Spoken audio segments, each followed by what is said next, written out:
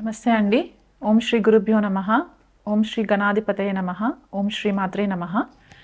ఈరోజు మనము 2026 సంవత్సరము ద్వాదశ రాశుల వాళ్ళకి ఎలా ఉండబోతుంది అండ్ మనకి గ్లోబల్ లెవెల్లో ఎలాంటి పరిస్థితులు మనకి ఎదురవుతాయి, జియోపొలిటికల్ ఇష్యూస్ అవ్వచ్చు, లేకపోతే వాతావరణానికి సంబంధించి ఇష్యూస్ అవ్వచ్చు, పొలిటికల్ లీడర్స్కి ఎలా ఉండబోతుంది, మనకి రెసెషన్ ఏమైనా వస్తుందా, ఉద్యోగాలకి సంబంధించి ఐటీలో ఎలాంటి డెవలప్మెంట్స్ అవుతాయి, ఈ గ్రహగతులని బట్టి మనము డిస్కస్ చేసుకునే ప్రయత్నం చేద్దాము. కానీ దానికంటే ముందు మనకి జనరల్గా మేజర్గా మనము 4 గ్రహాల ట్రాన్సిట్స్ని బట్టి మనకి ఈ డిఫరెన్సెస్ అనేవి తెలుస్తూ ఉంటాయి అన్నమాట. సో మనకి ఇక్కడ గురువు, శని, రాహు, కేతువుల యొక్క గోచార సంచారం ఎలా ఉండబోతుంది అండ్ 2026 సంవత్సరంలో వచ్చే గ్రహణాల వల్ల మనకి ఎంతవరకు ఇంపాక్ట్ ఉంటుంది, వ్యక్తిగతంగా యాజ్ వెల్ యాజ్ మనకి గ్లోబల్ లెవెల్లో ఎలాంటి చేంజెస్ వస్తాయి అనే విషయం పైన మనము డిస్కస్ చేసుకుందాము. కానీ దానికంటే ముందు మనకి ఈ ట్రాన్సిట్స్ ఎప్పుడు జరుగుతున్నాయి, ఈ గ్రహణాలు ఎప్పుడు అవుతుందో ఆ డేట్స్ కూడా వివరిస్తాను. సో మనకి మొదటగా చూసుకుంటే కనుక గురుగ్రహాన్ని తీసుకుంటే జనవరి 1 నుంచి మార్చి 11వ తారీఖు వరకు కూడా గురువు వక్రిగతిలో సంచారం చేస్తూ మిథున రాశిలో సంచారం జరుగుతుంది. మార్చి 11వ తారీఖున డైరెక్ట్ మోషన్లోకి వచ్చిన తర్వాత జూన్ 2వ తారీఖు వరకు కూడా కర్కాటక రాశి మిథున రాశిలోనే సంచారం జరిగి జూన్ 2వ తారీఖు తెల్లవారుజామున 2:25 గురువు మనకి మిథున రాశిలో నుంచి కర్కాటక రాశి తన ఉచ్చ స్థానంలోకి సంచారం జరుగుతుంది. జూన్ 2 నుంచి చూసుకున్నట్లయితే మనకి అక్టోబర్ 31వ తారీఖు వరకు కూడా గురువు కర్కాటక రాశిలో సంచారం చేస్తూ తర్వాత మనకి సింహరాశిలోకి ఎంట్రీ ఉంటుందన్నమాట. ఈ 31వ తారీఖున ఎప్పుడైతే సింహరాశిలోకి గురు సంచారం జరుగుతుందో ఆల్రెడీ అక్కడ కేతు సింహరాశిలో ఉంటారు కాబట్టి ఇక్కడ గురుకేతువుల యుతి సింహరాశిలో జరుగుతుంది. అక్టోబర్ 31 నుంచి మనకి డిసెంబర్ 13వ తారీఖు వరకు సింహరాశిలోనే సంచారం జరుగుతూ డిసెంబర్ 13వ తారీఖు అంటే ఎండ్ ఆఫ్ ద ఇయర్కి వచ్చేసరికి గురువు వక్రిగతిలో సింహరాశిలో వక్రిగతిలో ఉంటారనమాట ఇయర్ ఎండింగ్ వరకు కూడా. సో ఇలాంటి ట్రాన్సిట్ గనక మనము చూసుకున్నట్లయితే గురువు ఒకటే సంవత్సరంలో 3 రాశులని మారడం అనేది మనకి కనిపిస్తుంది. అంటే ఒకటి మిథున రాశి వాయుతత్వ రాశి అవుతుంది, కర్కాటక రాశి జలతత్వ రాశి అండ్ సింహరాశికి వచ్చేసరికి అగ్నితత్వ రాశి అవుతుంది. కాబట్టి ఇలాంటి మూవ్మెంట్ ఎలిమెంట్స్లో చేంజెస్ అంటే ప్రకృతికి సంబంధించిన ఈ పంచభూతాలలో వాయువు, జలము అండ్ అగ్నికి సంబంధించి తత్వాలలో చేంజెస్ రావడం జరుగుతుంది. కాబట్టి గురువు జనరల్గా ఏంటంటే మనకు అన్ని విధాలుగా శుభ ఫలితాలను ఇచ్చే గ్రహం కాబట్టి ఇలాంటి ట్రాన్సిట్ జరిగినప్పుడు సకల చరాచరాల పైన జీవరాశుల పైన ఎలాంటి ఎఫెక్ట్స్ ఉంటాయి అనేది కూడా మనకి గతంలో కనుక ఒక 100 సంవత్సరాల క్రితము ట్రాన్సిట్స్ని కనుక మనము పరిశీలన చేసుకుంటే ఈ పర్టిక్యులర్ మూవ్మెంట్ని అతిచారి మూవ్మెంట్ అంటారనమాట. అంటే ఫాస్ట్గా మూవ్ అవుతూ ఉంటుంది గురువు. ఎప్పుడైతే జీవకారకుడు అతిచారి మూవ్మెంట్లో ట్రాన్సిషన్ అవుతుందో చాలా ఫాస్ట్ రిజల్ట్స్ వస్తుంటాయి. అది మంచి అవ్వచ్చు, చెడు అవ్వచ్చు, దాన్ని బట్టి మనకి డిఫరెన్సెస్ కూడా కనిపిస్తూ ఉంటాయి అన్నమాట. సో గురువు మనకి చాలా ఇంపార్టెంట్ రోల్ ప్లే చేస్తుంది ఈ ఇయర్ అంతా కూడా.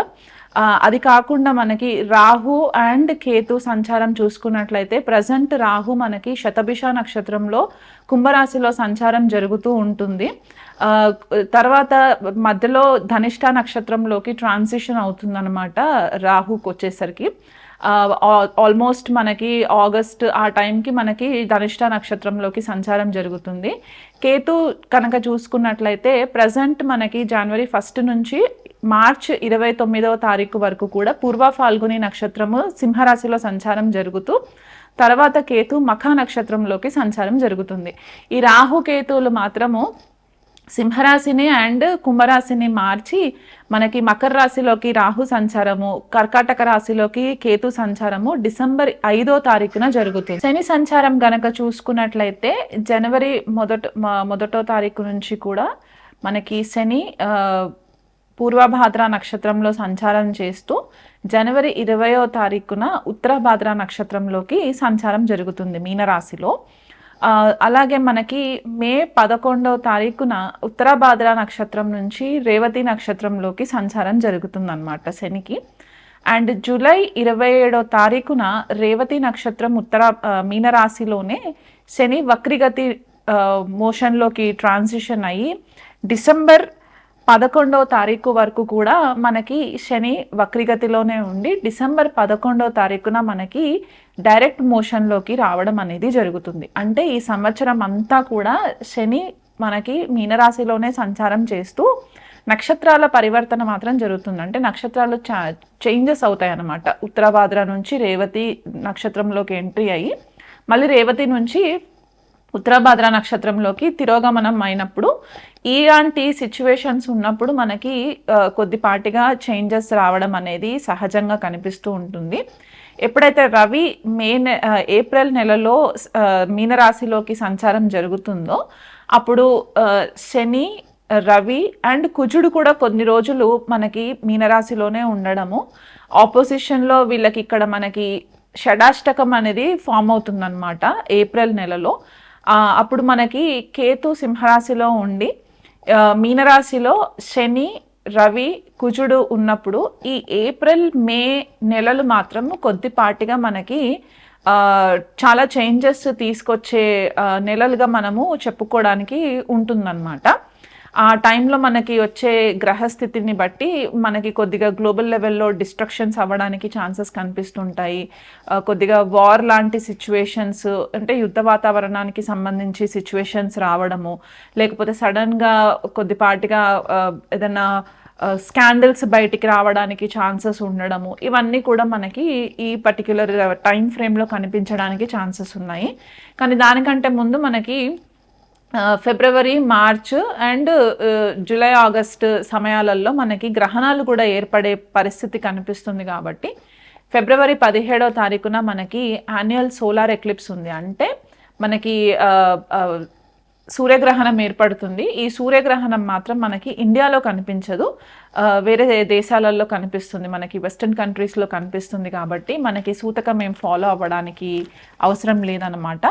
కాకపోతే మనకి మార్చి 3వ తారీఖున వచ్చే పాక్షిక చంద్రగ్రహణం మాత్రం మనకి ఇండియాలో కనిపిస్తుంది న్యూఢిల్లీ టైం ప్రకారం చూసుకుంటే. మార్చ్ 3వ తారీఖున వచ్చే చంద్రగ్రహణాన్ని బట్టి మనకి కొద్దిపాటిగా చేంజెస్ అనేవి కూడా మనకి కనిపిస్తాయి. ఎందుకంటే ఆ చంద్రగ్రహణం అయిన ఒక 7-8 రోజుల తర్వాత మనకి గురువు గ్రహం కూడా తిరోగమనము ఆగిపోయి డైరెక్ట్ మోషన్లోకి రావడము మిథున రాశిలో. అండ్ మనకి కేతు కూడా నక్షత్రం చేంజ్ అవుతుంది మార్చిలో. కాబట్టి ఇలాంటి పైవటల్ పాయింట్స్ ఏవైతే ఉంటాయో ఆ టైంలో మనకి కొద్దిపాటిగా ఈ సడన్ చేంజెస్ అనేవి కనిపిస్తూ ఉంటాయి అన్నమాట. అండ్ అలాగే మనకి ఆగస్ట్ 12వ తారీఖున టోటల్ సోలార్ ఎక్లిప్స్ కనిపిస్తుంది. ఇది కూడా మనకి ఇండియాలో కనిపించదు, సో దానికి కూడా సూతకం ఫాలో అవ్వాల్సిన పని లేదు. కాకపోతే అండ్ మనకి ఆగస్ట్ 28వ తారీఖున పాక్షిక చంద్రగ్రహణం ఏర్పడుతుంది. ఇది కూడా మనకి ఇండియాలో కనిపించదు. కానీ కనిపించకపోయినా సరే కొన్ని రాసుల వాళ్ళకి దాని ఇంపాక్ట్ అనేది ఉంటుంది. కాబట్టి ఈ గ్రహణ మనము జనరల్గా ఇండియాలో కనిపించట్లేదు, మనము సూతకం ఫాలో అవ్వకపోయినా సరే దానికి కావాల్సిన తగు జాగ్రత్తలు మాత్రం మనము వ్యక్తిగతంగా తీసుకోవాలి. స్పెసిఫిక్గా ఎవరైనా అమావాస్య, పౌర్ణమి రోజు పుట్టిన వాళ్ళు ఎవరైనా ఉంటే కనుక వాళ్ళకి ఈ గ్రహణ ప్రభావాలు కొద్దిగా ఎక్కువ ఇంపాక్ట్ అవుతుంది. కాబట్టి అండ్ చంద్రుడు కూడా క్షీణచంద్రుడైనా, నీచచంద్రుడైనా, రవి కూడా ఏదైనా పాపగ్రహ రాహుకేతులతో కలిసి ఉన్న జన్మ జాతకంలో ఇలాంటి జాతకులకి కొద్దిపాటుగా ఈ గ్రహణం ఎఫెక్ట్స్ కూడా కొంచెం ఎక్కువ ఉంటాయి. కాబట్టి ఆ డేట్స్ వచ్చేటప్పుడు మీరు కొద్దిపాటిగా మీ బిహేవియరల్ ప్యాటర్న్స్లో కూడా కొంచెం చేంజెస్ని గమనించడానికి ఛాన్సెస్ ఉంటాయి. సో ఓవరాల్గా చూసుకున్నట్లయితే కనుక మనకి ఈ మేజర్ ట్రాన్సిట్స్ గ్రహాలకి సంబంధించి అండ్ గ్రహణాలకి సంబంధించి ఏవైతే ట్రాన్సిషన్స్ ఉంటాయో మనకి గ్లోబల్ లెవెల్లో ఈ 2026 సంవత్సరంలో మనకు వచ్చే ఇంపాక్ట్స్ ఏంటి అంటే, ఫస్ట్గా మనకి జలానికి సంబంధించిన ప్రమాదాలు ఎక్కువ కనిపిస్తూ ఉన్నాయి. ఎందుకంటే ఈ మేజర్ గ్రహాలన్నీ కూడా వాయువు, అగ్ని అండ్ జలతత్వ రాశులన్నీ ఇంపాక్ట్ ఎక్కువ చేస్తున్నాయి. కాబట్టి ఈ పర్టిక్యులర్ డామినేషన్స్ ఏవైతే ఉంటాయో అక్కడ మనకి ఇంపాక్ట్ అనేది ఎక్కువ కనిపిస్తూ ఉంటుంది. అంటే మనకి కొద్దిపాటిగా వాటర్కి సంబంధించి ప్రమాదాలు జరగడము, మెంటల్ హెల్త్లో ప్రాబ్లమ్స్ రావడము, చాలామందికి సైకలాజికల్గా ఇబ్బందులు ఫేస్ అవ్వడము, ఓపిక నశించిపోవడము, సడన్గా డెసిషన్స్ తీసుకోవడము ఇలాంటివి కనిపిస్తూ ఉంటాయి. జియోపొలిటికల్ ఇష్యూస్కి వచ్చేసరికి ఏమవుతుందంటే గ్లోబల్ లెవెల్లో ఎవరైతే నేషనల్ లీడర్స్ కానీ ఉంటే గనక ఆ నేషనల్ లీడర్స్ సడన్గా ప్రాబ్లమ్స్లోకి రావడము, ఇది వరకు ఏవైనా కనుక కొన్ని తెలిసి తెలియని తప్పులు ఏవైనా చేసి ఉంటే కనుక ఆ స్కాండల్స్ అన్నీ బయటికి రావడానికి చాలా ఆస్కారాలు కనిపిస్తున్నాయి. ఎందుకంటే శని మీనరాశిలో ఉండి కేతు సింహరాశిలో ఉన్నప్పుడు షడాష్టకాలు ఫామ్ అవుతాయి. కాబట్టి ఎప్పుడైతే గురుగ్రహం కూడా అక్టోబర్ ఎండింగ్లో కేతుతో సంచారం జరుగుతుందో ఇప్పటి వరకు ఏవైనా విషయాలు దాచిపెట్టి గ్లోబల్ లెవెల్లో ఆ కంట్రీ సిటిజన్స్ నుంచి దాచిపెట్టిన విషయాలు ఏవైతే ఉంటే అవన్నీ కూడా బయటికి రావడానికి చాలా ఛాన్సెస్ ఎక్కువ ఉన్నాయి. పొలిటికల్ లీడర్స్లో కొంతమందికి లైఫ్ థ్రెటనింగ్ సిచ్యువేషన్స్ కూడా ఉన్నాయి. కాబట్టి మీరు వ్యక్తిగతంగా జన్మజాతకాలు పరిశీలన చేయించుకున్నట్లయితే బాగుంటుంది. అసాసినేషన్స్ కూడా కనిపిస్తున్నాయి. కాబట్టి కొద్దిగా ఇంటెన్స్గా మనము పూజలు అవి ఇవి చేసుకోవడానికి కూడా ఒక ఆపర్చునిటీ ఉంటుందన్నమాట. వీలైనంత మట్టుకు ట్రాన్స్పరెన్సీ మెయింటైన్ చేయండి. ఇప్పటి వరకు ఏవైతే డాక్యుమెంట్స్కి సంబంధించి పాస్ట్లో దాచిపెట్టిన డాక్యుమెంట్స్ ఏవైనా ఉంటే అవన్నీ కూడా వెలికి తీసి ప్రాబ్లమ్స్ క్రియేట్ చేయడానికి కూడా ఆపోజిషన్ లీడర్స్ నుంచి, ఇది గ్లోబల్ లెవెల్లో చెప్తున్నాను, ఇండియాకి పరిమితమే కాకుండా ఇలాంటి సిచ్యువేషన్స్ కూడా మనకి కనిపించే పరిస్థితులు కనిపిస్తాయి. అండ్ అలాగే మనకి మన సిటిజన్స్ ఎవరైతే ఉంటారో వేరే కంట్రీస్కి వెళ్తారో వాళ్ళపైన కూడా కొద్దిపాటిగా అటాక్స్ అనేవి కనిపిస్తున్నాయి. సో వీలైనంత మట్టుకు మీరు మంచి సెక్యూర్డ్ ప్లేసెస్లో ఉండడానికి ప్రయత్నం చేసుకోండి. రాహు శతభిష నక్షత్రంలో ఉన్నారు కాబట్టి ఇప్పుడు మనకి కొద్దిపాటిగా ఐటీకి సంబంధించి, ఆర్టిఫిషియల్ ఇంటెలిజెన్స్కి సంబంధించి చాలా చేంజెస్ రాబోతున్నాయి. మెరైన్ టెక్నాలజీ కూడా చాలా ఎక్కువ ఇంపాక్ట్ అవ్వడానికి ఛాన్సెస్ ఉన్నాయి. మెరైన్ మన ఇండియన్ నేవీ అవ్వచ్చు, కొత్త కొత్త పరికరాలని కూడా తీసుకొచ్చి వాళ్ళు అడ్వాన్స్డ్ టెక్నాలజీని యూజ్ చేయడానికి కనిపిస్తుంది. మెడికల్లో కూడా చూసుకున్నట్లయితే మెడికల్లో కూడా న్యూ టెక్నాలజీని ఎక్కువ వాడడానికి కనిపిస్తుంది. డేటా సైంటిస్ట్ కెరియర్స్ కానివ్వండి, డేటా అనలిస్ట్ కెరియర్స్ కానివ్వండి, ఇవి చాలా ఎక్కువ బూమ్ అవ్వడానికి ప్రాస్పెరిటీ కనిపిస్తుంది. కాబట్టి ఐటీ రంగంలో ఉన్న వాళ్ళు కొత్త స్కిల్స్ నేర్చుకొని మీ యొక్క జాబ్స్ని అప్గ్రేడ్ చేసుకునే ప్రయత్నం చేసుకోండి. మీరు ఇప్పుడు అప్గ్రేడ్ చేసుకోకపోతే కనుక మీకు జాబ్ ఆపర్చునిటీస్ తగ్గిపోవడానికి ఛాన్సెస్ ఎక్కువ కనిపిస్తున్నాయి. ఎందుకంటే రెసెషన్ కూడా మనకి ఇక్కడే ఏఐ ఎక్కువ బూమ్ అవ్వడం వల్ల మనకి ప్రాబ్లమ్స్ ఉంటాయి. స్పెసిఫిక్గా సర్వీస్ డెస్క్కి సంబంధించి కెరియర్స్లో ఎవరైనా ఉంటే కనుక, అంటే IT service desk, IT service management ఇలాంటి జాబ్స్లో ఎవరైనా ఉంటే కనుక వాళ్ళకి కూడా కొద్దిపాటిగా ఇంపాక్ట్ పడడానికి ఛాన్సెస్ కనిపిస్తున్నాయి. కాబట్టి వీలైనంత మట్టుకు ఈ ఏఐ టెక్నాలజీని యూజ్ చేసుకునే ప్రయత్నం చేసుకోండి. మనకి ఏలియన్ టెక్నాలజీ అంటే ఏలియన్స్కి సంబంధించి, యూఎఫ్ఓస్కి సంబంధించి, గ్రహాంతర వాసులకి సంబంధించి చాలా ఇన్ఫర్మేషన్ మనకి ఇయర్ బయటికి రావడానికి ఛాన్సెస్ ఎక్కువ కనిపిస్తున్నాయి. స్పెసిఫిక్గా మనకి రాహు శతభిషాలో నుంచి ధనిష్టాలోకి వచ్చే వరకు ఇండియా లెవెల్లో చూసుకున్నట్లయితే కనుక మనకి ఆల్రెడీ మనకి ఇండిపెండెంట్ ఇండియా హారోస్కోప్ కనుక చూసుకున్నట్లయితే ప్రజెంట్ మనకి కుజమహాదశ స్టార్ట్ అయింది. కాబట్టి మనకి నైబరింగ్ కంట్రీస్ పాకిస్తాన్ అవ్వచ్చు, బంగ్లాదేశ్ అవ్వచ్చు, ఈ కంట్రీస్ తోటి కొద్దిపాటిగా మనకి యుద్ధ వాతావరణము, కొద్దిగా అన్రెస్ట్, కొద్దిగా యాంగ్జైటీ ఇలాంటివి రావడానికి చాలా ఛాన్సెస్ ఎక్కువ కనిపిస్తున్నాయి. ఫైనాన్షియల్ క్రైసిస్ కూడా కనిపిస్తుంది. మే, జూన్ ఆ టైంకి వచ్చేసరికి చాలా మట్టుకు మనకి గ్లోబల్ ఎకానమీలో చాలా ఇంపాక్ట్ రావడానికి, సడన్ గ్లోబల్ ఎకానమీ పడిపోవడము, స్టాక్స్ పడిపోవడము, ఈ ట్రేడింగ్ ఎవరైతే చేస్తుంటారో వాళ్ళు కొద్దిగా కేర్ఫుల్గా ఉండాలి. ఎందుకంటే స్టాక్స్ పడిపోవడానికి కూడా ఆపర్చునిటీస్ చాలా ఎక్కువ కనిపిస్తున్నాయి. ఎందుకంటే గురువు వాయుతత్వ రాశి నుంచి జలతత్వ రాశిలోకి వెళ్ళినప్పుడు ఏమవుతుందంటే హోమ్ కంఫర్ట్స్ ఎక్కువ అవుతాయి. గురువుకి ఎకనామీ గురించి అంత నాలెడ్జ్ ఉండదు. కాబట్టి ఈ ఎకనామీలో కొద్దిపాటిగా చేంజెస్ రావడానికి, ఫైనాన్షియల్ ట్రాన్సాక్షన్స్లో చేంజెస్ రావడానికి కూడా చాలా మట్టుకు ఇంపాక్ట్ కనిపిస్తుంది. కాబట్టి ఆ విషయంలో కొద్దిగా కేర్ఫుల్గా ఉండండి. గ్లోబల్ లెవెల్లో మెంటల్ హెల్త్ చాలా ఇంపార్టెంట్ అయిపోతుంది ఈ సంవత్సరము. చాలామంది కూడా ఐసోలేషన్ ప్రిఫర్ చేయడానికి ఇష్టపడుతూ ఉంటారు.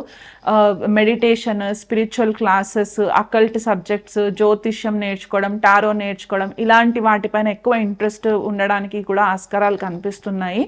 ఎప్పుడైతే గురువు, కుజుడు, కేతు కలిసి సింహరాశిలో సంచారం జరుగుతుందో ఆల్మోస్ట్ ఒక నెల రోజుల టైం అనమాట మనకి, అక్టోబర్ నుంచి నవంబర్ వరకు. ఈ టైంలో ఇండియా లెవెల్లో మాత్రం కొద్దిపాటిగా కేర్ఫుల్గా ఉండండి. సడన్గా ఏదన్నా యుద్ధ వాతావరణం రావడము, లేకపోతే అగ్ని ప్రమాదాలు జరగడము, జలతత్వంకి సంబంధించిన ప్రమాదాలు జరగడము, పిల్లలు సూసైడ్ చేసుకోవడానికి ఛాన్సెస్ ఎక్కువ ఉండడము, బయటికి వచ్చి గొడవలకి సోషల్ యాక్టివిస్టులు ఎక్కువ అయిపోవడము, ఇవన్నీ కూడా మనకి కనిపించే ఛాన్సెస్ ఉన్నాయన్నమాట 2026లో. సో ఇవన్నీ కూడా గ్లోబల్ లెవెల్లో మనకి ఇంపాక్ట్ చేసి మన వ్యక్తిగత డొమెస్టిక్ పీస్ కూడా కొద్దిపాటిగా డిస్టర్బ్ అవుతుంది. కాబట్టి వీలైనంత మట్టుకు దైవారాధన చేసుకుంటూ ఉండండి, మెడిటేషన్ ప్రాక్టీసెస్ చేస్తూ ఉండండి. ఇండియా లెవెల్లో మనకి national leaders and regional leaders బాగుండాలని చెప్పి మన వంతు ప్రేయర్స్ మనం చేస్తూ కంటిన్యూ చేస్తూ ఉండి వాళ్ళ క్షేమంగా ఉంటే మన ఎకానమీ కూడా బాగుంటుంది. కాబట్టి ఆ రకంగా మీరు దేశం కూడా బాగుండాలని చెప్పేసి మీ రెగ్యులర్ ప్రేయర్స్ చేసుకుంటూ ఉండండి. ఇది మండేన్ లెవెల్లో ప్రెడిక్షన్స్ అన్నమాట. మేషరాశి వాళ్ళకి ఈ 2026 ఎలా ఉండబోతుందో చూద్దామండి. సో మనకి ఇప్పుడు ఇంట్రొడక్షన్లో చెప్పుకున్న గ్రహగతులని కనుక మనము పోల్చుకున్నట్లయితే మేషరాశి వాళ్ళకి ఏలినాటి శని ప్రభావంలో ఉంటారు. ఎందుకంటే శని దశమాధిపతి, లాభాధిపతి వ్యయంలో సంచారం అయ్యి మనకి ఇక్కడ వ్యయస్థానంలో ఉన్నప్పుడే మనకి ఏలినాటి శని ప్రభావం మొదలవుతుంది. కాబట్టి వీళ్ళకి ఎక్కువ మట్టుకు దశమాధిపతి వ్యయస్థానంలో ఉన్నప్పుడు ఫారెన్కి సంబంధించిన బిజినెస్ డీల్స్ అవ్వచ్చు, ట్రేడింగ్, ఇంపోర్ట్ ఎక్స్పోర్ట్ బిజినెస్ అవ్వచ్చు, ఇవి కొద్దిపాటిగా కలిసి రావడానికి మంచి ఆపర్చునిటీగా ఈ 2026 ఉంటుంది. అలాగే ఉద్యోగాలు చేసేవాళ్ళు ఈ మల్టీనేషనల్ కంపెనీస్లో ఎవరైతే వర్క్ చేస్తూ ఉంటారో వీళ్ళకి కొద్దిపాటిగా వైడర్ ఆపర్చునిటీస్ రావడానికి కూడా ఆస్కారం ఎక్కువ కనిపిస్తుంది. ఎందుకంటే లాభస్థానంలో రాహు సంచారము, వ్యయస్థానంలో ఫారెన్కి సంబంధించి ఈ కనెక్షన్ ఏర్పడుతుంది. కాబట్టి కొద్దిపాటిగా వీళ్ళకి ఫారెన్ సోర్సెస్ నుంచి అంటే ఇతర దేశాల నుంచి వర్క్కి రిలేటెడ్ ఆపర్చునిటీస్ ఎక్కువ రావడం అనేది కనిపిస్తూ ఉందన్నమాట. అండ్ ఇక్కడ ఇంకొకటి ఏంటి అంటే శని యొక్క దృష్టి షష్ఠ స్థానం పైన ఉంటుంది. కాబట్టి వీళ్ళకి కొద్దిపాటిగా వర్క్ ప్రెషర్ ఎక్కువ ఉండే ఛాన్సెస్ ఉంటాయి. అంటే కెరియర్లో మంచి రికగ్నిషన్ రావడానికి ఆస్కారాలు ఏర్పడినప్పుడు మనకి రెస్పాన్సిబిలిటీస్ కూడా అట్లాగే పెరుగుతాయి. కాబట్టి ఈ ఎక్కువ రెస్పాన్సిబిలిటీస్ రావడము, కొంతమంది ఆల్రెడీ ఒక టీమ్ లీడర్ పొజిషన్లో ఉన్న వాళ్ళకి మేనేజర్ పొజిషన్స్ రావడము, వీటన్నిటికీ కూడా మంచి ఆపర్చునిటీస్ ఓపెన్ అవుతాయి అన్నమాట. అంటే ఏలినాటి శని ప్రభావంలో ఉంటే అంత నెగిటివే జరుగుతుంది అని చెప్పుకోవడానికి లేదు. ఆపర్చునిటీస్ ఎక్కువ రావడానికి మనకి ఆస్కారం ఎక్కువ ఉంటుంది. ఎందుకంటే శని కర్మానికి సంబంధించిన గ్రహం కాబట్టి మనకి ఆ కెరియర్ ఆపర్చునిటీస్లో వైడర్గా మనకి రికగ్నిషన్ రావడానికి కూడా హెల్ప్ అవుతుంది. గురువు మొదట్లో వీళ్ళకి ఈ సంవత్సరం మొదటి భాగం అంతా కూడా ఒక జూన్ వరకు కూడా మిథున రాశిలో సంచారం జరుగుతుంది. కాబట్టి ఈ కమ్యూనికేషన్ స్కిల్స్, నెట్వర్కింగ్కి సంబంధించి మంచి ఆపర్చునిటీస్ రావడానికి, మీరు చెప్పే మాటకి ఎదుటి వాళ్ళు బాగా మంచిగా రెస్పాండ్ అయ్యి మీకు మంచి ఆపర్చునిటీస్ క్రియేట్ అవ్వడానికి కూడా గురువు చాలా హెల్ప్ చేస్తారు. మీ కమ్యూనికేషన్లో క్లారిటీ ఉంటుంది, మీరు ఏం చెప్పాలనుకుంటున్నారో సూటిగా మీ విజ్డమ్ అంతా కూడా బయటికి రావడానికి ఈ గురువు యాజ్ వెల్ యాజ్ శని మీకు మంచి ఆపర్చునిటీస్ క్రియేట్ చేయడానికి కనిపిస్తుంది. తర్వాత జూన్ 2వ తారీఖున ఎప్పుడైతే గురువు చతుర్థ స్థానంలోకి సంచారం జరుగుతుందో డైరెక్ట్గా తనకి ఆస్పెక్ట్ దశమ స్థానం పైన కర్మక్షేత్రం పైన పడుతుంది. కాబట్టి ఇక్కడ కూడా మీకు కొద్దిపాటిగా గురువు బ్లెస్సింగ్స్ వల్ల కెరియర్లో మంచి గ్రోత్ కనిపించే పాసిబిలిటీస్ కనిపిస్తున్నాయి అన్నమాట. కాకపోతే కొద్దిగా వర్క్ లైఫ్ బ్యాలెన్స్ మిస్ అయినప్పుడు మీరు కొద్దిగా గృహ వాతావరణానికి సంబంధించిన టైం ఎక్కువ కేటాయించడానికి వెసులుబాటు ఉండదు. ఎందుకంటే ఎక్కువ ఫోకస్ మీరు కెరియర్ పైన పెడుతూ ఉంటారు. కాబట్టి ఈ ఫ్యామిలీ టైం అనేది కొద్దిగా మీకు తగ్గడానికి ఛాన్సెస్ కనిపిస్తూ ఉంటాయి. పంచమంలో కేతు సంచారం ఉంటుంది. కాబట్టి కొన్నిసార్లు మీకు ఏమవుతుందంటే సెల్ఫ్ కాన్ఫిడెన్స్లో కొద్దిగా డెసిషన్ మేకింగ్, సెల్ఫ్ కాన్ఫిడెన్స్లో కొంచెం తేడా రావడానికి పాసిబిలిటీస్ ఉన్నాయి. అంటే మిమ్మల్ని మీరు క్వశ్చన్ చేసుకుంటూ ఉండే పాసిబిలిటీస్ కనిపిస్తాయి. చిన్నపిల్లలు లేకపోతే ఎవరైనా ఎడ్యుకేషన్కి సంబంధించి హైయర్ ఎడ్యుకేషన్కి సంబంధించిన స్టూడెంట్స్ ఎవరైతే ఉన్నారో వీళ్ళకి కొద్దిపాటిగా ఎడ్యుకేషన్ రిలేటెడ్, క్రియేటివిటీ రిలేటెడ్ కొద్దిగా పెడదారి పట్టడానికి కూడా పాసిబిలిటీస్ కనిపిస్తున్నాయి. ఎందుకంటే పంచమంలో కేతు సంచారం కాబట్టి కొద్దిపాటిగా డీవియేషన్ రావడానికి, అండ్ శని కూడా మనకి ఇక్కడ వ్యయస్థానంలో సంచారం ఏంటంటే కొద్దిపాటిగా లేజినెస్ పెరిగి చదువు పైన పెద్దగా ఇంట్రెస్ట్ ఉండకపోవడము, చదివినా గుర్తుపెట్టకపోవడము, దానివల్ల మార్కులు తక్కువ రావడము, ఇవి కొద్దిగా మేషరాశి స్టూడెంట్స్కి కనిపించే పాసిబిలిటీస్ అనమాట. సో ఎవరైనా పిల్లలు మేషరాశి వాళ్ళు ఉంటే కనుక పేరెంట్స్ కొద్దిగా వాళ్ళ పైన ఫోకస్ ఎక్కువ పెట్టి వాళ్ళతో టైం స్పెండ్ చేసి మీరు ఎక్కువ ఫోకస్ వాళ్ళ పైన పెడితే కనుక మంచి మార్క్స్ రావడానికి పాసిబిలిటీస్ ఉంటాయి. లాభస్థానంలో రాహు సంచారం కూడా మీకు మంచి ఆపర్చునిటీస్ క్రియేట్ చేయడానికి కూడా ఉంటుంది. ఫైనాన్షియల్ ట్రాన్సాక్షన్స్లో కూడా కొద్దిపాటిగా రెస్ట్రిక్షన్స్ వస్తాయి. ఎందుకంటే శని తన తృతీయ దృష్టి ధనస్థానం పైన ఉంటుంది కాబట్టి ఫైనాన్షియల్ రెస్ట్రిక్షన్స్ రావడానికి ఛాన్సెస్ ఉన్నాయి. కాబట్టి కొద్దిపాటిగా సేవింగ్స్ ముందే చేసి పెట్టుకోండి. రియల్ ఎస్టేట్కి సంబంధించి కూడా మంచి పాసిబిలిటీస్ కనిపిస్తున్నాయి. ఎవరైనా ఇల్లు కొనుక్కోవాలనుకున్నా లేకపోతే ఏదైనా సేల్ చేయాలనుకున్నా గురువు కర్కాటక రాశిలోకి ఎంటర్ అయిన తర్వాత మీరు ఈ ప్లానింగ్స్ పెట్టుకుంటే కనుక మీకు మంచి లాభాలు రావడానికి పాసిబిలిటీస్ కనిపిస్తున్నాయి.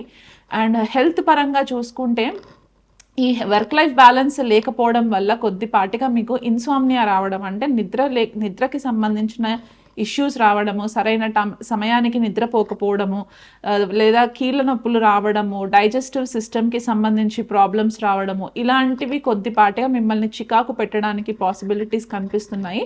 సో అది చిన్న లెవెల్లో ఉన్నప్పుడే మీరు కొద్దిపాటిగా ఎక్సర్సైజ్ చేయడము, లేకపోతే మెడిటేషన్ చేసుకోవడము, యోగా, ప్రాణాయామ ఇలాంటి హోలిస్టిక్ రెమెడీస్ కనుక మీరు ఫాలో అయినట్లయితే మంచి రిజల్ట్స్ వస్తాయి.